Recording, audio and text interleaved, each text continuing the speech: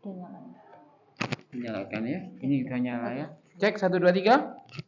Oke.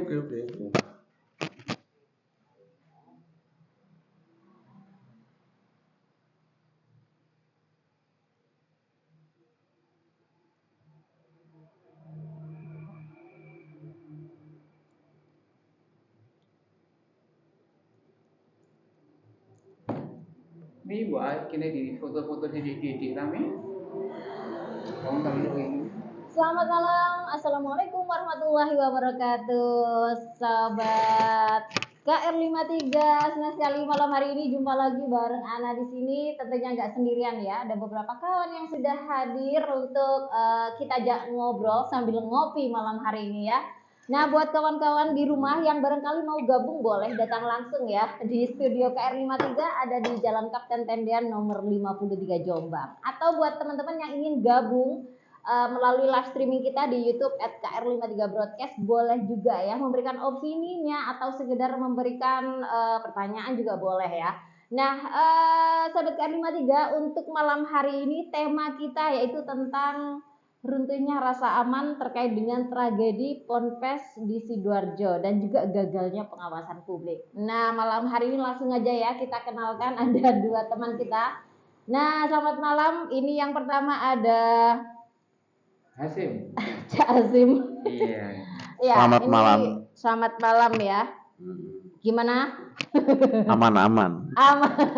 Aman terkendali ya. Ya, sebagai orang NU tetap aman ya. Oke, dan di sebelahnya ada Aan Ansori. Nah, ini mewakili apa ini An malam hari ini? Mewakili apa ya? Aku iya jaringan alumni santri Jombang gitu kan. Alumni santri Jombang. Meskipun potongannya tidak terlalu santri sama kayak Hasim, tapi kami ini juga. Hasim ini kan dulu di Darul Ulum, aku di Tambak Beras. Jadi ya rodok pantas ya Hasim. Ngomong ngono kan dari perspektif santri maupun orang yang sekarang ada di luar pesantren. Oke, mungkin sebelum kita ke tema ya, kalau boleh kita ingin tahu nih Sobat KR53, apa sih yang menarik dari dunia pesantren? Ini siapa dulu nih? Hasim. Oke, Hasim dulu coba. Saya pikir jadi pesantren itu punya citra yang tawadhu dalam bergaul. Jadi sebenarnya kalau kita lihat sejarah bagaimana panjangnya waktu di mana anak-anak pesantren ini memiliki kemampuan bertahan cukup baik ya.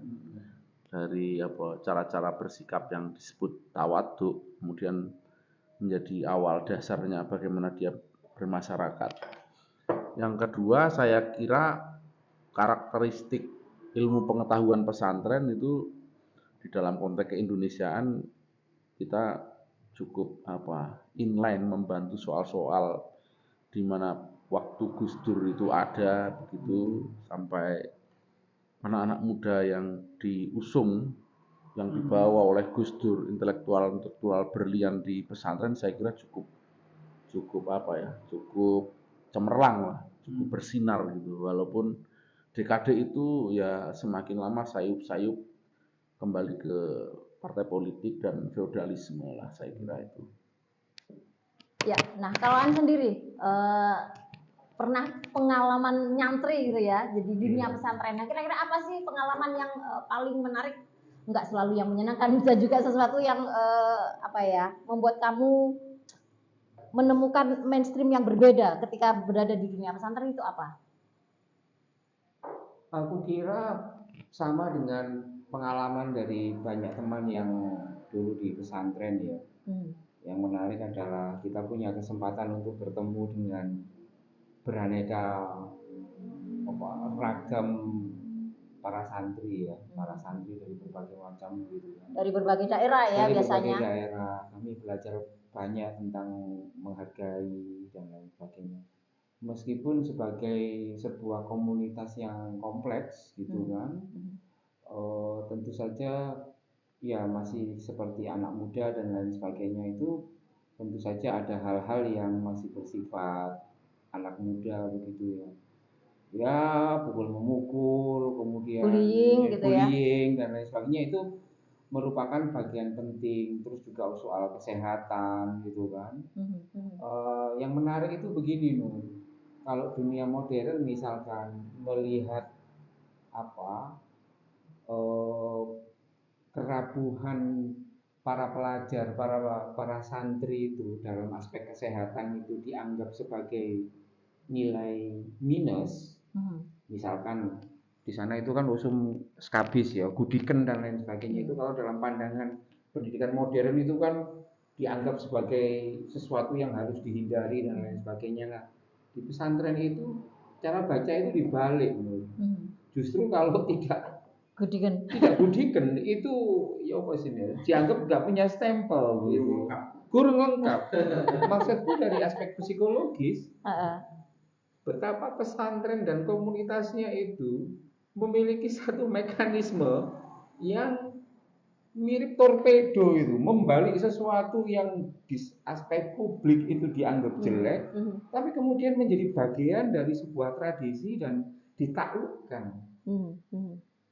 Jadi kemproh hidup nggak sehat, terus makan sakarepe dhewe, tidur sakarepe dhewe, itu yang itu dianggap kalau di dalam tradisi pendidikan modern itu dianggap negatif begitu. Ketika di pesantren entah bagaimana itu ditundukkan, dimanai ulang menjadi sesuatu yang positif begitu kan.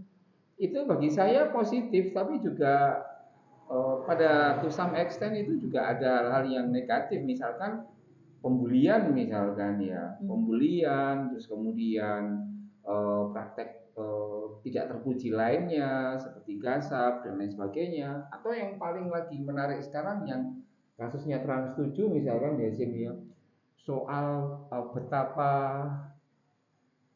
tadi Hasim ngomong soal feodalisme ya, Tradisi feodalisme ya. Itu kan feodalisme dalam arti ya, feodalisme dalam arti betapa santri itu menjadi terlihat sangat menghamba dan sangat takluk di hadapan institusi kiai itu, yang oleh kacamata pendidikan modern yang sangat mengagungkan kesetaraan itu dianggap tidak lagi pantas. Misalkan ngesot, lalu kemudian kerja bakti, ngecor dan lain sebagainya, itu ada tarik ulur begitu ya, ada tarik ulur yang bagaimana penerapan nilainya. Nah, di dalam pesantren itu dianggap sebagai hal yang biasa, tetapi di dunia luar pesantren kita mengalami evolusi nilai, evolusi pandangan begitu. Ya, jadi publik melihat Iya, pandangannya itu berbeda dengan mereka yang menjalani. Pandangan berbeda, dan di titik ini ada semacam apa ya Sim ya? Ada semacam kontestasi nilai gitu loh Sim. Misalkan ya, anak-anak kita kan sekolah di luar pesantren ya, misalkan anakmu dan sebagainya, misalkan di SD negeri, tiba-tiba kepala sekolahnya bikin edaran anakmu yang kelas 5 disuruh untuk ngecor. Ngamuk nggak kamu? Mesti ngamuk bagi orang tua, ngawur. Apa kaitannya? Apa kaitannya wong bayar, padahal wis digratisno kabeh gitu kan. Tetapi di pondok pesantren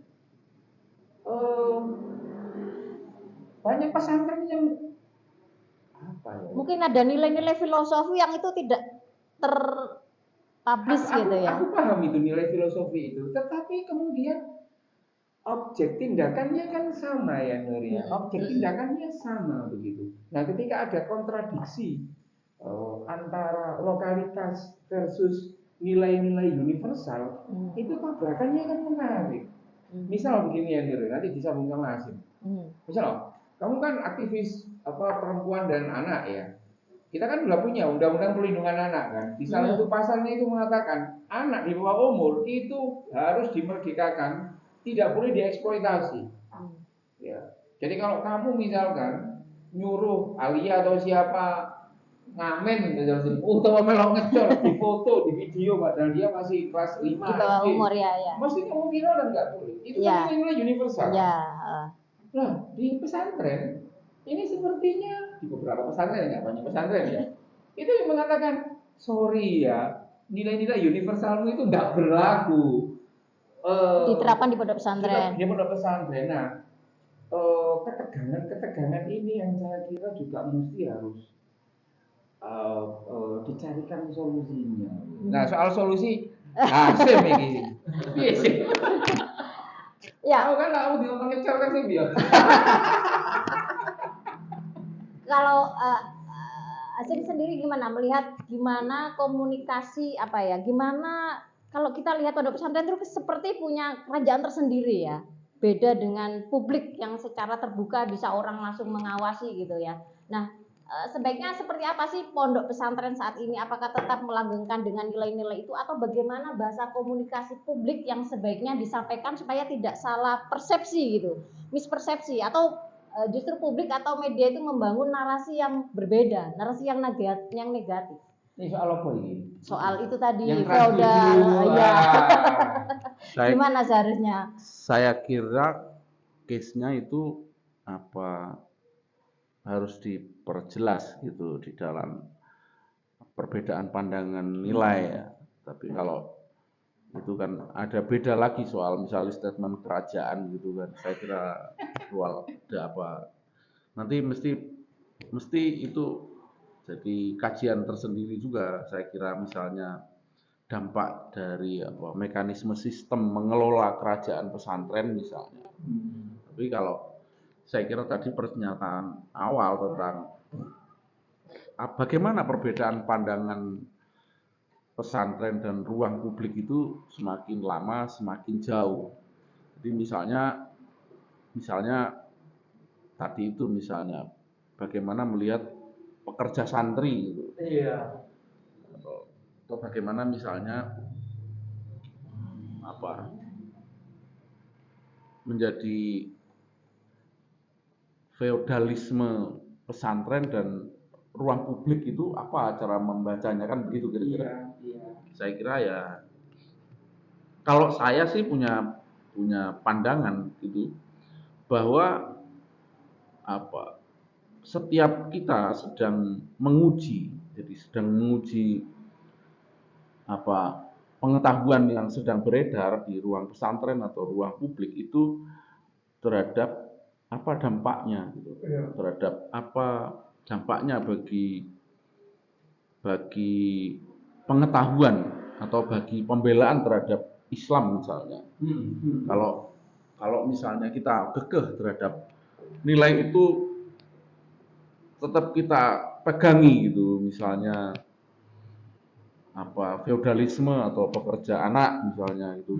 Kalau misalnya kita pegangi dan itu bisa Anda merasa bertanggung jawab terhadap kepentingan Islam menjadi lebih sustain, menjadi lebih panjang, saya kira lakukan saja. Tetapi sebagai kiai, sebagai ustadz, sebagai santri, saya kira kita sedang bisa mengukur apakah sebenarnya tindakan kita itu dalam jangka panjang melakukan pencerahan, melakukan pencerdasan, pro pengetahuan gitu, dan melakukan bahwa kita nggak mau agama ini atau tradisi ini menjadi lebih pendek umurnya, menjadi lebih pendek umurnya tradisi pesantren itu karena kita sendiri yang sedang ingin bikin jangan-jangan begitu yang tidak kita sadari.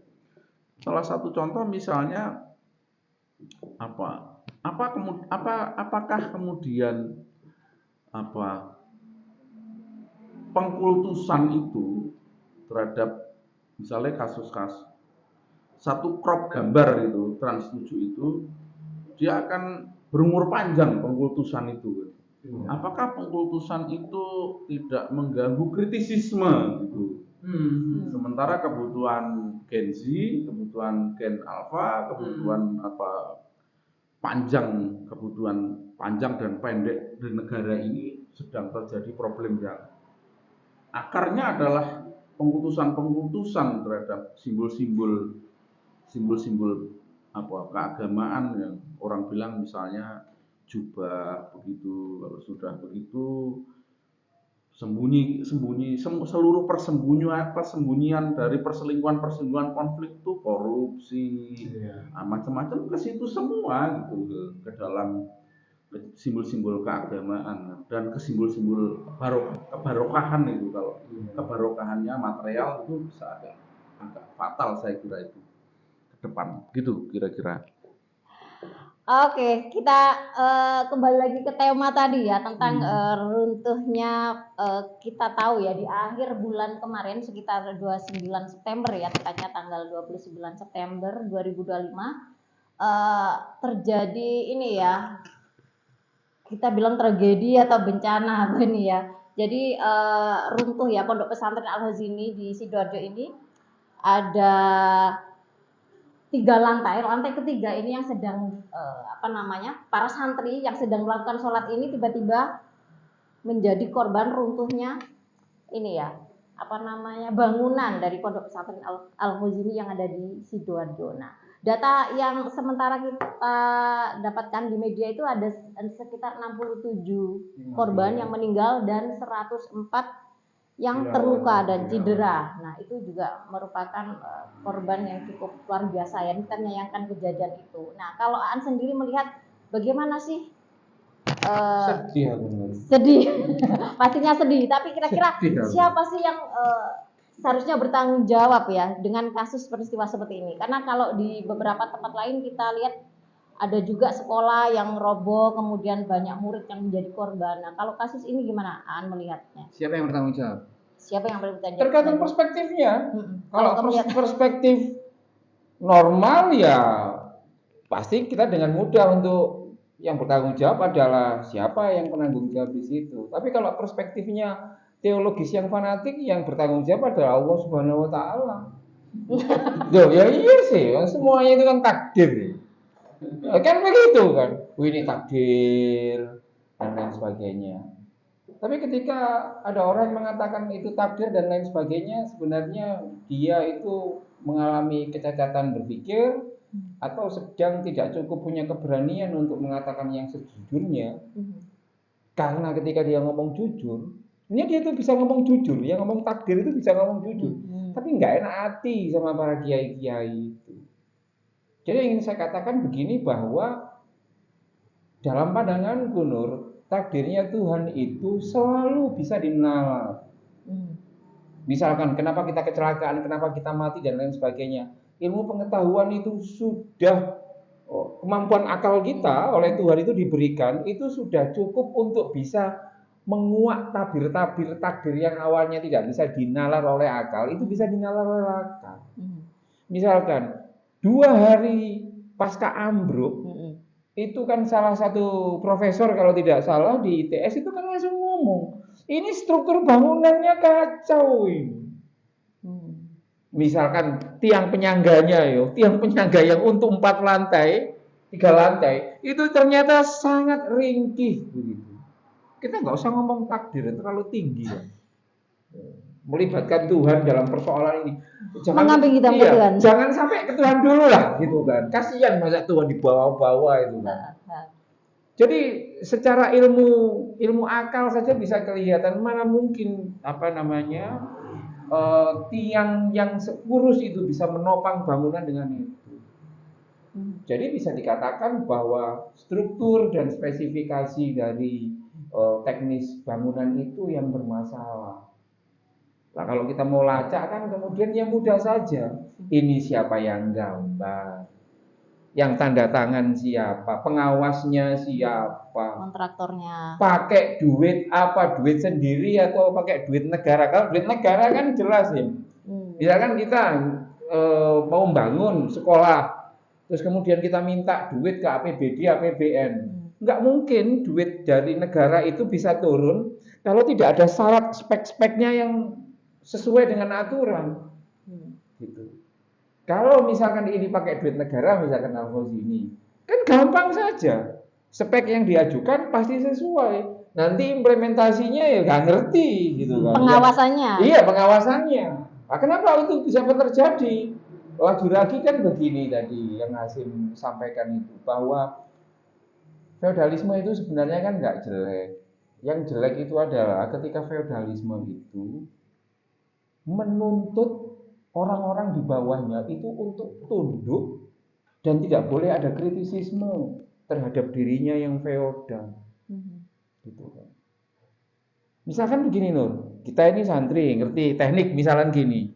Ketika disodori, loh ini sebenarnya tiangnya kurang gede, tapi berhubung di hadapan Pak Kiai kita misalnya, nanti ngomong salah kan, yuk kuatir kualat. Wis enggak pun monggo wis kali dongo kali hizib nopo kan gitu.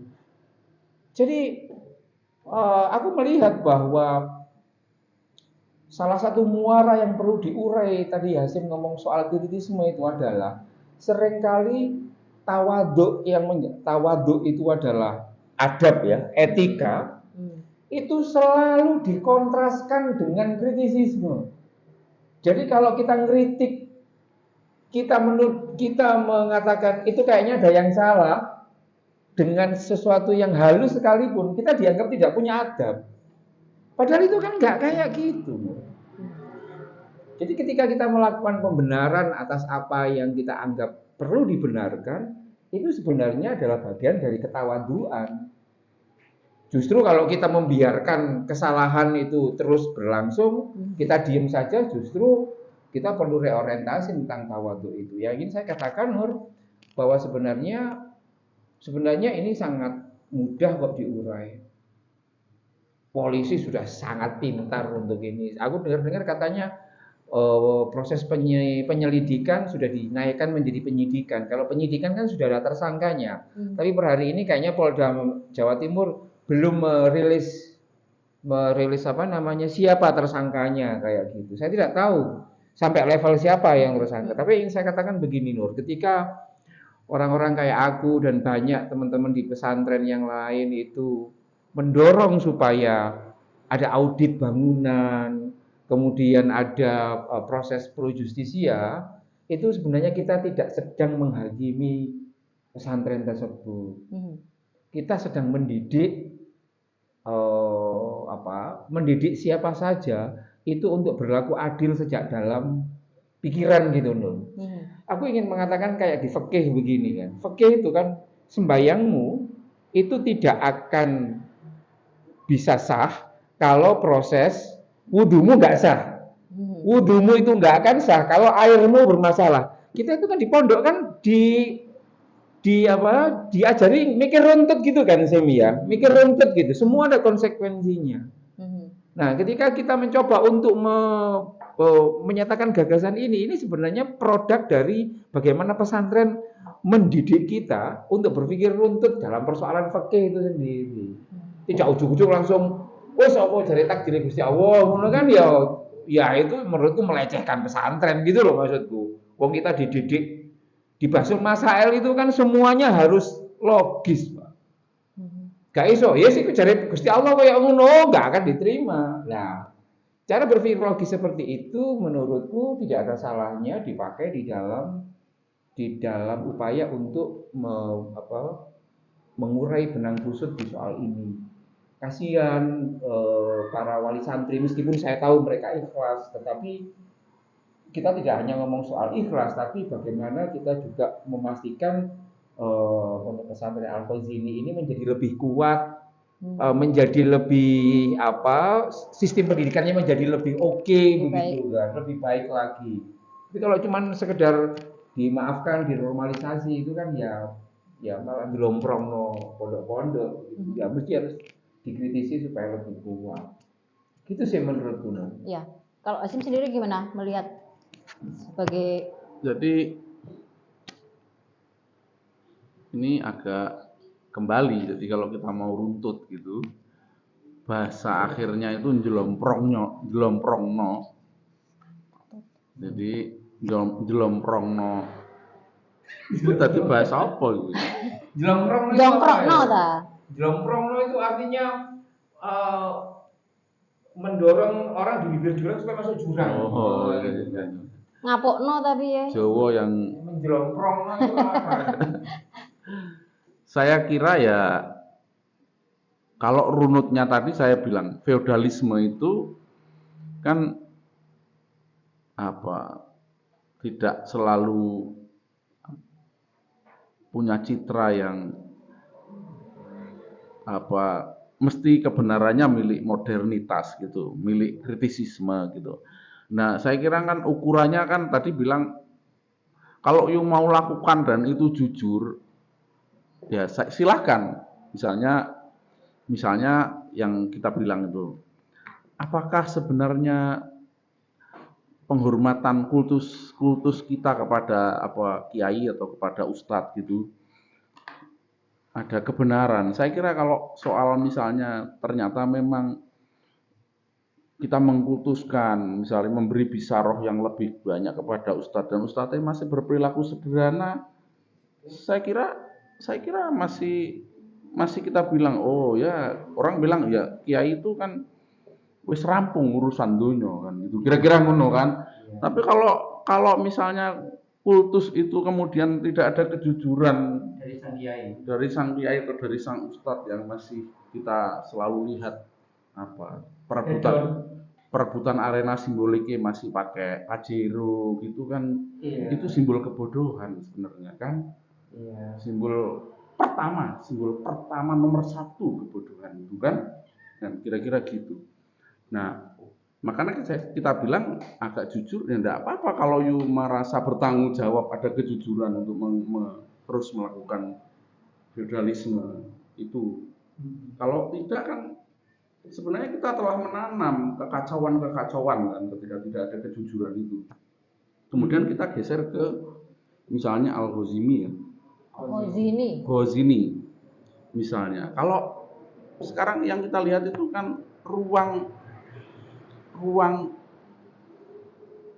wacana. Ruang wacana ke arah mana toh sebenarnya? Apakah kita sedang membuat pembelaan berlebih terhadap apa kekacauan itu seperti kita bilang takdir. Ya, saya kira itu soal gitu. Itu masalah gitu kalau kemudian negara sedang terus-menerus mempertontonkan tentang ini harus dibangun kembali oleh PU, harus dikasih proyek APBN gitu. Saya kira kita sedang melukai cara pandang apa konun asasi kita, apa hifdun nafas ini. Iya. Saya kira kelukaan ini kita sedang tidak menjelaskan bahwa berislam itu akan sustain gitu, akan berlanjut.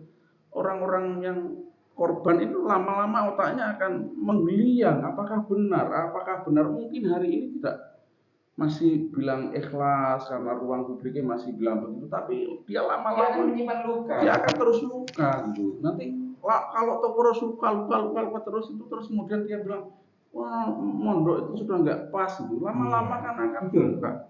Nah, saya ingin bilang begini.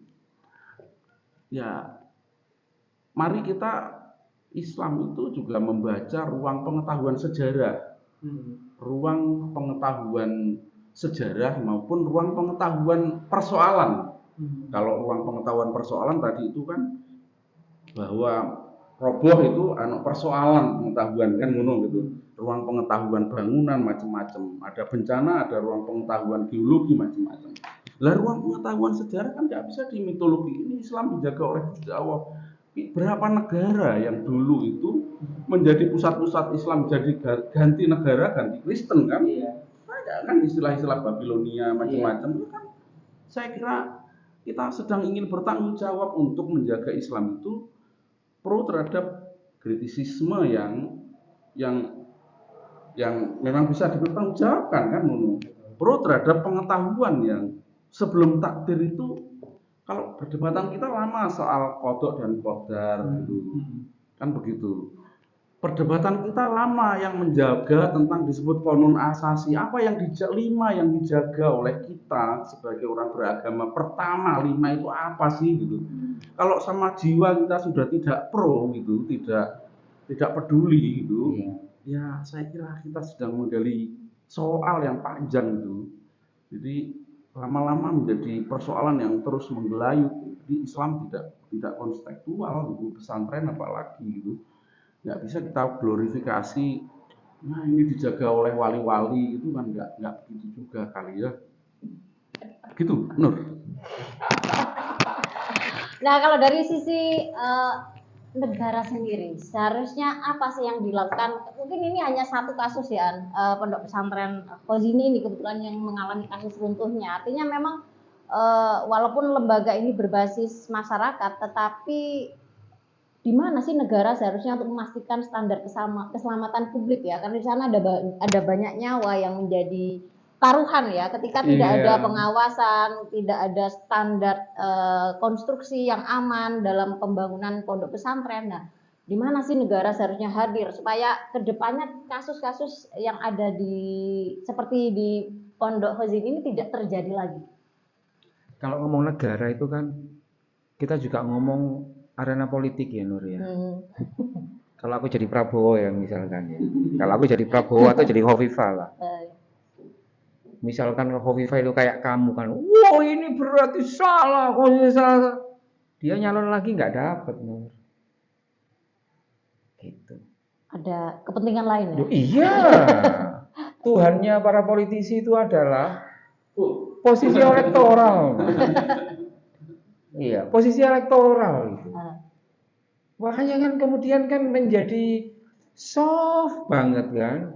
Menteri Agama soft, Caimin apalagi, Prabowo juga. Statementnya benar-benar diatur ya. Ayo di itu apa namanya PU cek semuanya. Akhirnya apa? 5 hari atau sekitar 1 minggu setelah itu, akhirnya kan PU turun dari pusat. Ngecek di Jombang, Pondok Caimin juga dicek. Wah, gitu kan.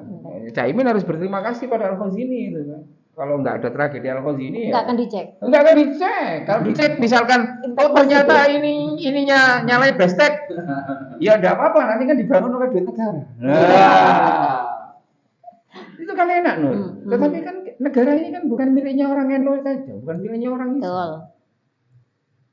15% dari total penduduk Indonesia ini adalah orang-orang selain Islam yang mengalami penindasan yang luar biasa dan mereka tidak memiliki privilege apapun. Misalkan soal gereja dan lain sebagainya. Nah, maksudku begini, apakah kita para santri, alumni santri itu memiliki sensitivitas itu enggak? Kalau kita dianak emaskan oleh negara, apa gak izin karo dulur-dulur sing non muslim yang misalkan bangun gereja wis ono IMB-ne duwe gak njaluk APBD APBN dipersulit perizinane. Iya, itu kan kalau kita tadi diingatkan oleh Hasim bahwa belajar di pesantren itu adalah belajar bersolidaritas, berbela rasa. Terus kemudian solidaritas dan bela rasanya itu di titik yang seperti apa? Jadi yang ingin saya katakan bahwa aku tentu memahami ketika negara itu punya goodwill untuk mengatakan ya nanti kita bangun dengan menggunakan duit APBN. Yang ingin aku katakan adalah itu jangan hanya berlaku untuk orang-orang Islam NU saja, tapi juga itu berlaku untuk umum. Satu.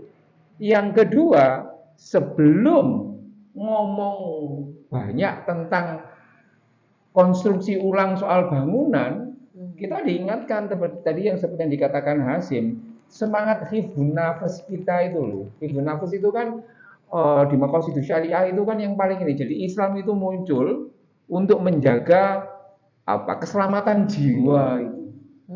Orang pada abai tentang 65 orang dianggap takdir gitu aja, tidak ada pertanggungjawaban publik.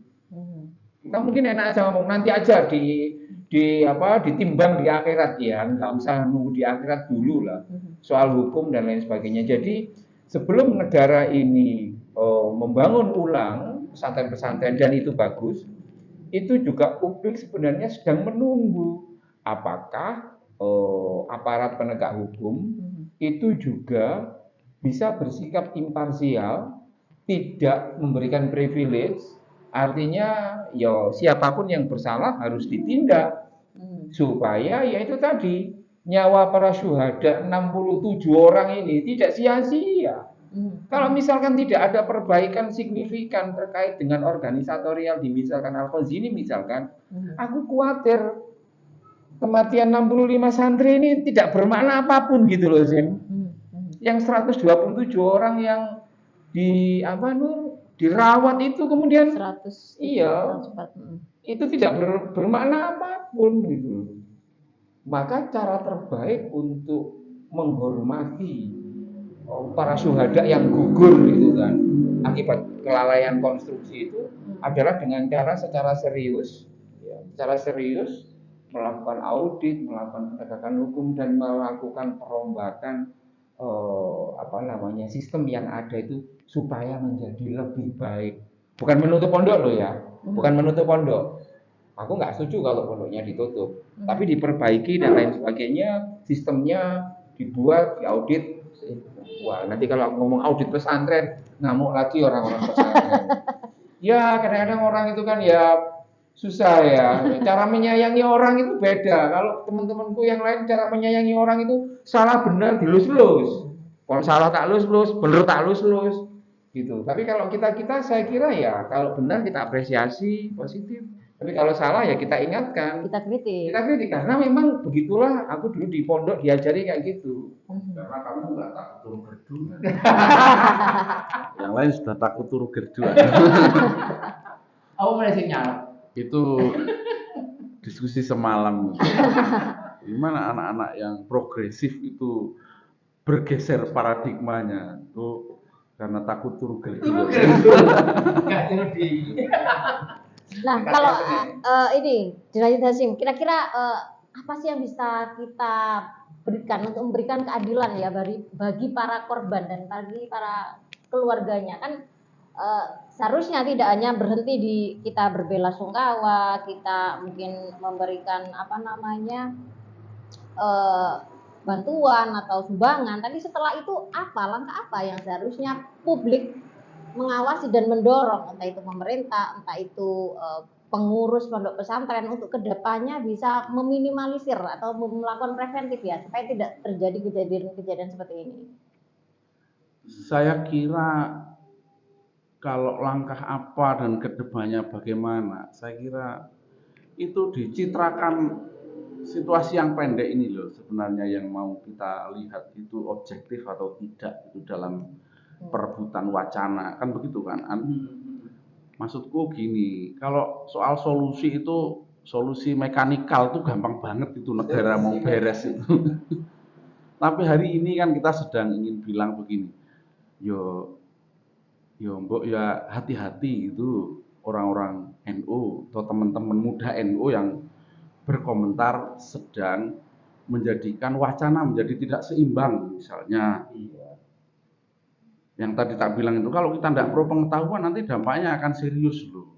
Misalnya soal pembelaan terhadap jiwa gitu.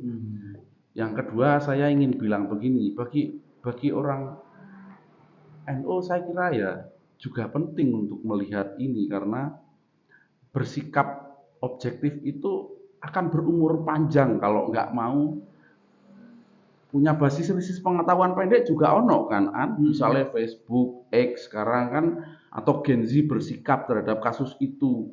Jangan kita anggap misalnya NU kemudian suara terbesar dan sedang on the track, mayoritas. Sedang on the track nanti footnya dibutuhkan oleh negara, oleh yang berkuasa gitu.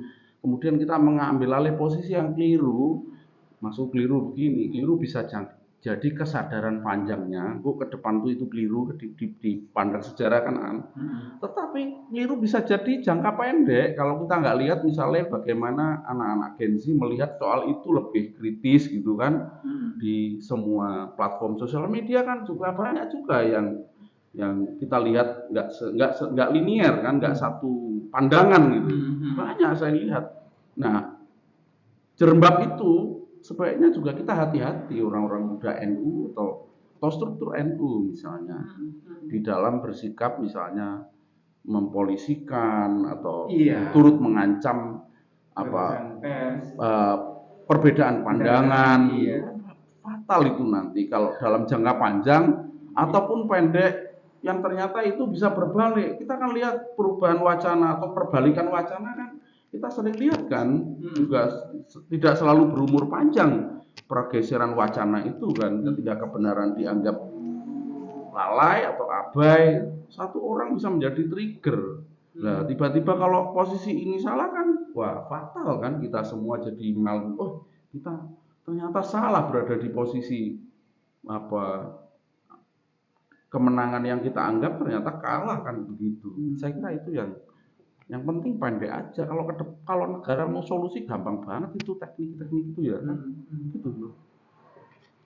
Ya, kalau kita lihat ya An ya, pondok-pondok sekarang itu kan kayaknya berlomba-lomba dengan bangunan yang mega gitu ya. Padahal kalau dulu misalnya aku juga pernah mondok itu kan lebih kepada apa ya, nilai-nilai kesederhanaan kayak gitu. Nah, nggak apa-apa modern, tapi sebenarnya ada nggak sih standar yang diberlakukan untuk misalnya pembangunan sebuah pondok itu ada nggak standar? Oh iya Nur, menurutku 3-4 hari yang lalu itu kan pasca ramai-ramai di Al-Khazini itu kan ketika PU datang ke Jombang, lalu Kementerian Agama Jombang kan merilis 39 pesantren di Jombang yang belum memiliki izin operasional. IMB. Pokoknya izin operasional pondok ya. Sependek pengetahuan Nur, izin operasional itu gampang-gampang susah. Salah satu item di izin operasional itu adalah menyangkut soal kelayakan gedung karena ini menyangkut banyak orang. Ya. Nah, aturan yang kita punya Indonesia 2025 itu sangat ketat, Nur. Sangat ketat ya. IMB itu sangat ketat. Misalkan kalau kamu mau bangun rumah IMB, aku kan tidak punya pengalaman ya. Tapi bagi orang-orang yang misalkan mau bangun sesuatu ya, misalkan masjid atau gereja, itu kan gambarnya distorkan dulu ke PU. Dihitung di situ. Berapa lantai, ukurannya berapa, kayak gitu. Besinya berapa, kedalaman cakar ayam. Sampai detail gitu ya. Loh, iya loh. Karena ini apalagi ini menyangkut sama lah, ya. kalau keselamatan kan, sama kayak gedung-gedung sekolah negeri, swasta, sekolah-sekolah itu standarnya kan kayak gitu. Nah, pesantren ini kan juga hidup di Indonesia, di mana juga subjek yang ingin belajar itu juga sama dengan orang-orang yang sekolah di umum, sehingga bangunannya ya harusnya sama, konstruksinya harus sama. Nah, bagiku yang paling fundamental itu adalah sebenarnya yaitu tadi konstruksi untuk rumah bangunan 1 lantai itu beda dengan konstruksi 2 lantai, 3 lantai, 4 lantai. Itu harus ditaati, sebab kalau tidak ya nanti kasihan. Itu dari aspek yang teknis yang sebenarnya kita sudah terlalu tinggi kalau ngomong soal takdir Tuhan. Wis gak apa-apa wis engko semene siji dicampur pasir jenis siji banding 100 ngono kan. Kadang asal jadi dan cepet gitu ya. Tapi di Jombang enggak ya. Di Jombang enggak ada di Jombang. Itu di kabupaten yang lain. Jombang api-api. Misalkan dicampur gitu kan, 1 semen kemudian 10 bukan 30 pasir ya. Dicampur dongo supaya kuat dan lain sebagainya. Kuat beneran gitu kan. Nek gak tinggoni. Tapi tinggoni kan ya rumit. Nah, pada titik itu misalkan Kementerian Agama itu memang juga harus sebagai pusat yang ditunjuk negara, mereka punya namanya PK Kontren atau apa pondok pesantren di situ, itu juga benar-benar harus memastikan bahwa izin operasional itu hanya bisa keluar kalau memang udah lulus ditandatangani PU. Sebab kalau tidak ada PU ya susah. Itu kalau aspek fisik. Belum lagi misalkan kalau aku mau mengextend ya soal keselamatan santri, soal kekerasan dan lain sebagainya. Aku kemarin itu mendesak kepada Kementerian Agama supaya salah satu syarat izin operasional pesantren itu bisa turun kalau pesantren itu juga melampirkan SOP soal pesantren ramah anak, pesantren yang anti bullying seperti yang dilakukan oleh pesantren Asaidiyah 2 itu. Tambak beras. Sebab kalau tidak masih ada baru ini ya. Masih baru. Kalau tidak ada SOP-nya izinnya keluar. nggak keluar. Itu kan menurutku keren kan? Ya, Karena apa?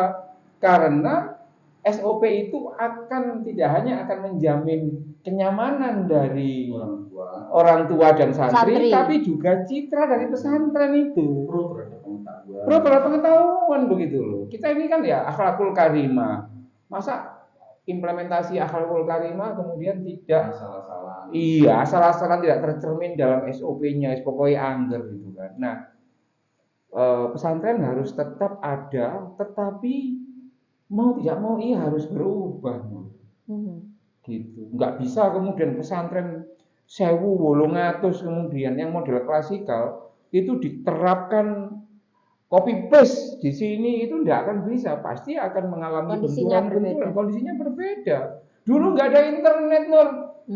Tahun 1800 gak ada internet, misalnya ono pesantren robo ya wong nggak ero sih. Saiki ku malah iso direkayasa di Google Map. Oh ini apa? Artinya orang itu jejak-jejak digital itu ngeri loh. Orang itu kalau mau bohong itu ngeri, soalnya apa? Oh, bisa terlacak semua ya. Oh nggak bohong aja dibuat bohong dengan AI itu bisa kok. Hoax ya. Hoaxnya sudah canggih sekarang. Bagi saya begini, aku ingin mengatakan kepada teman-teman santri, alumni-alumni itu, mbok jangan oversensitif gitu, dikritik sensitif, baper, ngamukan, kayak gitu. Lalu bikin skenario, oh enggak ini pasti ada skenario untuk menghancurkan NU dan pesantren.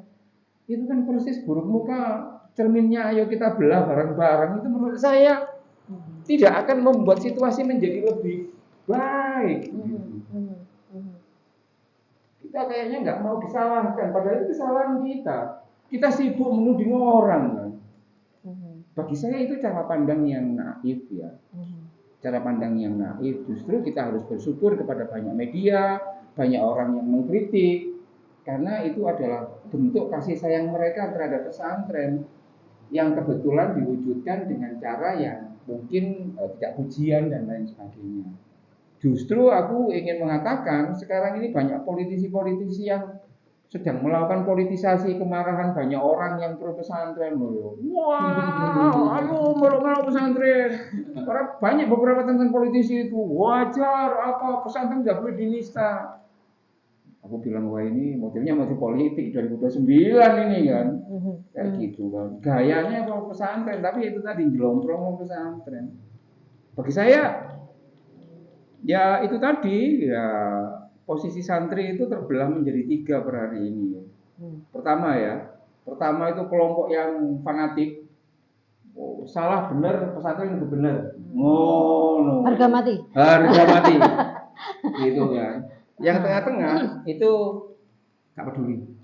Cuek sakarmu. Tapi ya aku mau mandor anakku nang kono. Nah, yang ketiga itu posisi yang seperti Hasyim tadi itu, dia tetap dengan kesantriannya, tapi dia juga melakukan berusaha objektif kan, mengkritik kalau memang salah ya dikritik, tidak dalam kerangka untuk membenci, tapi ya demi kebaikan pesantren, kayak gitu. Ini menjadi penting karena apa? Yang ramai kan itu Muhammadiyah itu kan juga punya pesantren, meski namanya bukan pesantren ya. Muhammadiyah boarding school itu tertata dengan baik loh, Nur. Ya tertata dengan baik, ininya baik gitu kan. Kadang-kadang aku bilang wah dengan kakak tua itu kan kakaknya NU kan. Muhammadiyah kan 1912, kita kan 1926 gitu kan. Kayaknya yang badai kemana-mana itu ya NU terus gitu kan. Yang Muhammadiyah itu adem ayem gitu kan, santai dan lain sebagainya. Nah bagi saya tidak ada salahnya misalkan teman-teman belajar ke Muhammadiyah. Untuk ngomong ini kok dianggap Kasmiro NU aku. Ini mungkin yang terakhir sekaligus ini ya, closing statement. Kira-kira apa sih yang ingin disampaikan ke publik? Apa yang menjadi pelajaran dari kasus ini dan menjadi apa yang harus dilakukan oleh publik terkait dengan kasus ini?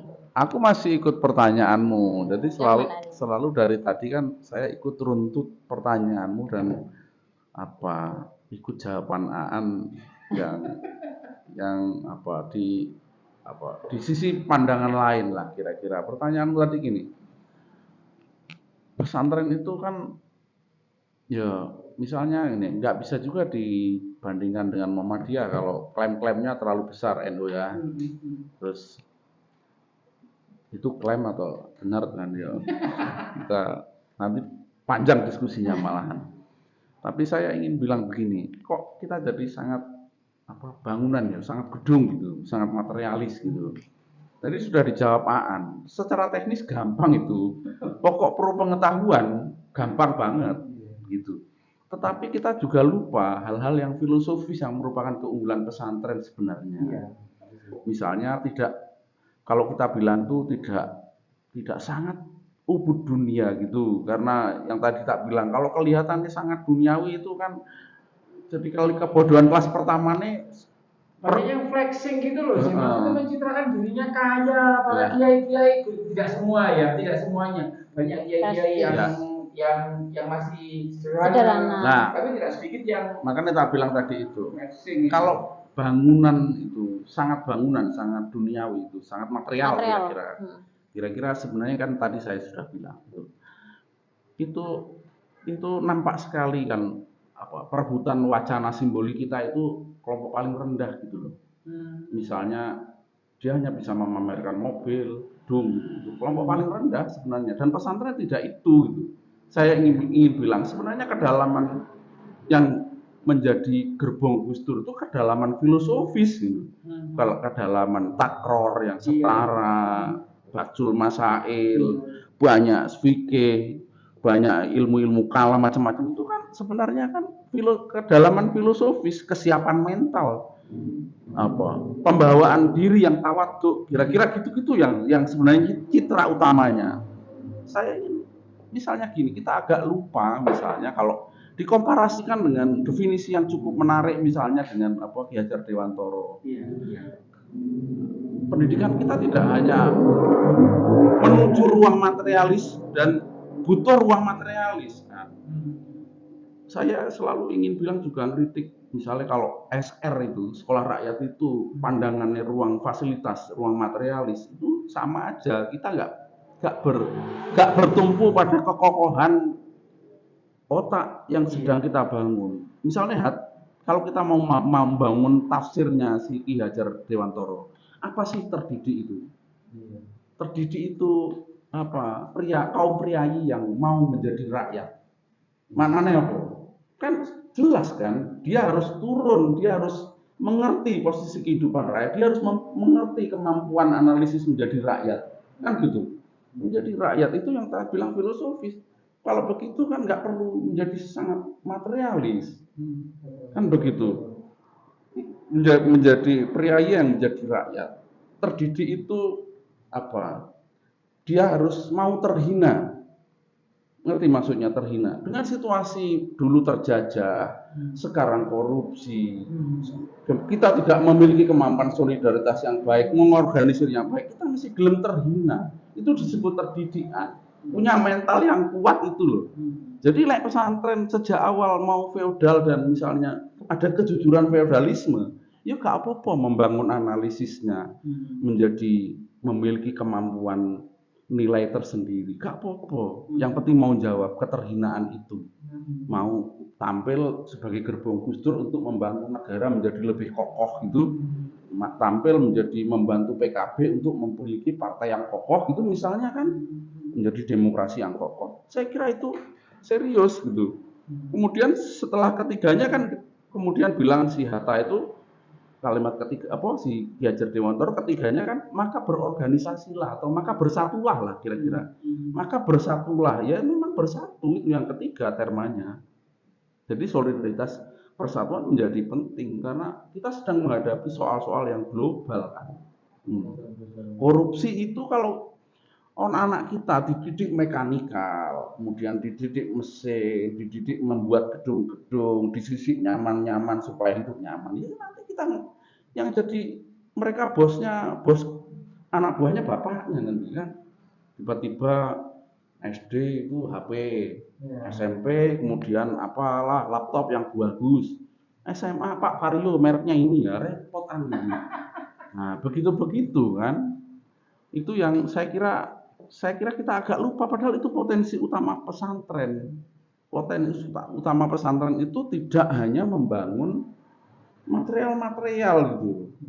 Jadi pesantren itu pada dasarnya kalau feodalisme itu ada dan kiainya zuhud ya toh, wiritan, tidak ya ke sawah, masih nongkrong di depan rumahnya kiai utama dengan ketemu orang-orang kampung. Saya kira kita masih senang lihat feodalisme walaupun misalnya nampak ada perbedaan pengetahuan, tapi kan ada kejujuran di situ. Dia tidak menerima kemudian membelanjakan atau yang belanjakan kan gus-gusnya gitu kan. Kan repot itu. Lah itu kan kejujurannya bisa dipertanggungjawabkan. Lah sekarang tuh yang bener aja bisa disalah-salahin. Bisa ya toh, apalagi yang salah kan sangat mudah dilihat gitu. Begitu kira-kira Nur. Oke, sudah sekali statement dia. Aku senang begini, Nur. Aku pernah mendengar satu jargon dari Imam Ghazali, dia bilang seperti ini. Fasadul ra'iyah bi fasadil umarok. Jadi rusaknya rakyat itu karena rusaknya pemerintahan. Fasadul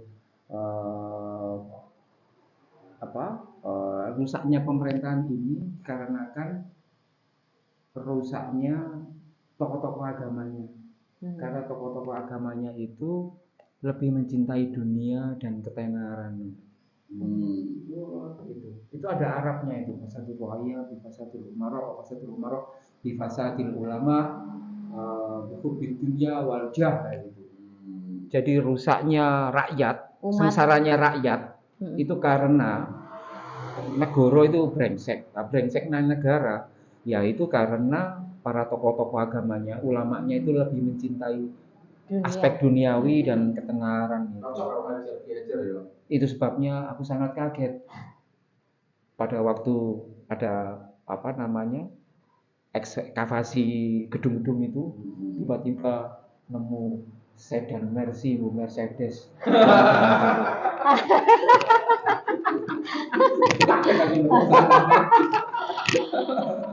Oke.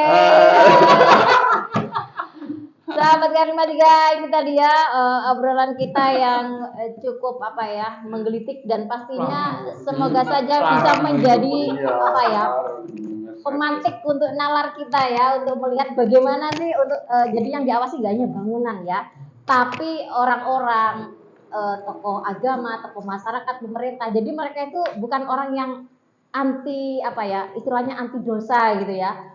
Mesti ada pengawasan dari publik. Nah, ada satu kata bijak bahwasanya keselamatan itu bukanlah takdir, tapi itu adalah hasil dari kepedulian dan pengawasan yang dijalankan secara benar dan dilakukan secara bersama-sama. Oke, terima kasih buat semuanya yang sudah gabung dan terima kasih untuk Aan dan juga Hasim yang sudah